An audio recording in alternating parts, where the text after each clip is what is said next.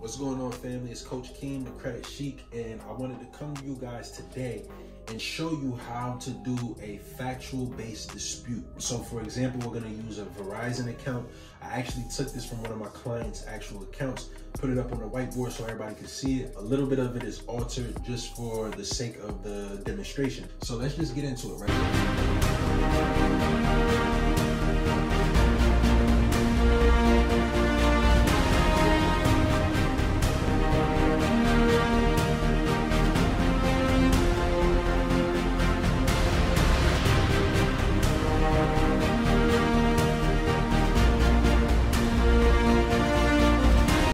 First thing that you want to do again is you always want to pull your credit report from Identity IQ if you can. I actually am partnered with them. I refer them a lot to all my clients actually. The reason why I do is because they actually use the FICO scoring model, and they're really good because their tri-merge credit reports, their 3-bureau credit reports come like this. It's nice and color coded. It's easy to see. It's very easy to read. It's not too bad on your eyes. It's like the data is very uniform and in unison. There are a few line items on this side that are missing. I just didn't include them because typically they're not really that important when it comes to factual-based disputing, although you can use them if you find an inaccuracy within those line items to dispute the account to get it removed or updated.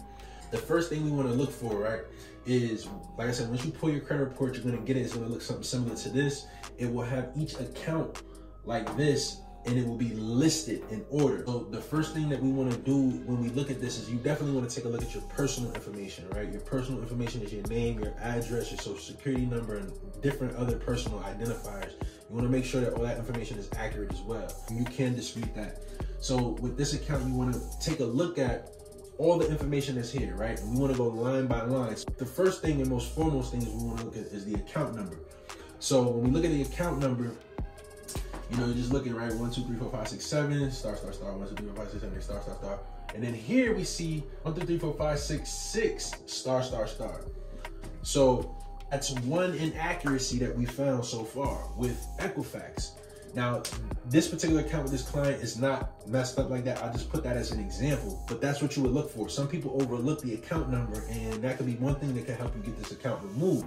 Before you even start looking for inaccuracies though, you definitely want to look at a few things too. You definitely want to look at the account status, right? That's going to let you know what status the account is in. If you paid, derogatory, closed, open, etc. That matters. Open accounts, we only want to dispute to update the information. We don't want to dispute to remove or delete the account if it's open, right? If it has a lot of late payments, we want to dispute those and try to get some of those off as well if we can. The next thing we definitely want to look at is the payment status, right? You want to see whether it's in collections, charged off, unknown, etc. You definitely want to look at the balance. When you find and gather some of this information, whether it's a charge off, closed account, open account, transfer, derogatory, whatever it is, you want to make sure that you look and gather that information because certain accounts should not have number of months terms, right? Some accounts, if they're charged off and in collection, should not have a balance, right? So these are different things that you want to look for. So again, we look at the account status and we notice that TransUnion is saying paid, Experian has derogatory, and Equifax has derogatory. If we're looking at a process of elimination, may say that TransUnion is reporting an error. So we'll mark that one, right? So we found 2 negative or 2 errors, right? Now we're saying, okay, what else can we find? Let's go to the next line item. Monthly payment, 0 for TransUnion, 0 for Experian, and oh, we got a 50. So let's highlight that. All right, we'll come back to that later. Date open. We got 12/13/2014, 12/1, and 12/1. Oh, TransUnion looking a little crazy. Experian look like they doing kind of good, right? Now we look at the balance. Uniform, right? Number of months, uniform, right? High credit, uniform, right? Credit limit, uniform, right? Past due, uniform. What we'll do is too, when you have this, you can also print this off and simply circle these in red. You know, you can, you know, and if you're sending it to Equifax, you just want to circle those two. If you're sending it to TransUnion, you just want to circle these two and print it and send it off with that, right? But we're just identifying them. The last reported date, we got January 3rd, 2017, November 4th, and November 1st. So we have 3 different dates here. So each one, we're just identifying which accounts are reporting, I mean, not accounts, but which line items on this account is reporting derogatory. So if we go down to the date last active, we got 3 different dates here as well. But here we don't have any information, and then we have some information there. It's not even that necessary to go there.